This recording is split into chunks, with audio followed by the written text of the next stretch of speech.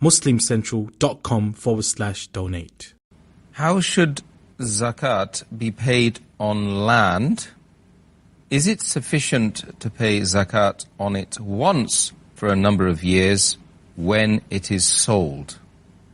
If any land is purchased for the purpose of selling, for doing business, then zakat should be paid 2.5% of the value of the land every year. So once you possess the land, and if 1 year passes, then you have to pay 2.5% of the current value. So whichever date you have chosen to calculate zakat, it should not be on the price at which you purchased. The price may go up of land, the price may go down.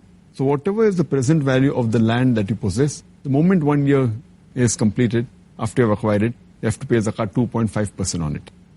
And suppose you have a land for several years and you have to pay every year from whatever other wealth you have.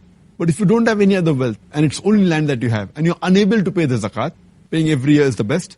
But if you're unable to pay, if you don't possess any other wealth, that time as a last resort, which is not recommended, but as a last resort if you don't have any money, then you can delay the paying of zakat till the time you sell it. And when you sell it, if you possess the land for 5 years and you haven't paid zakat, so when you sell it, you have to pay 5 into 2.5. But you have to note down the value of the land every year.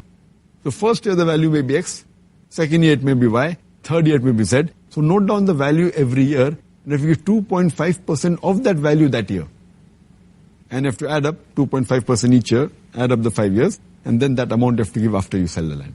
But the best is to give it as soon as possible. Thank you, Dr. Zakaat.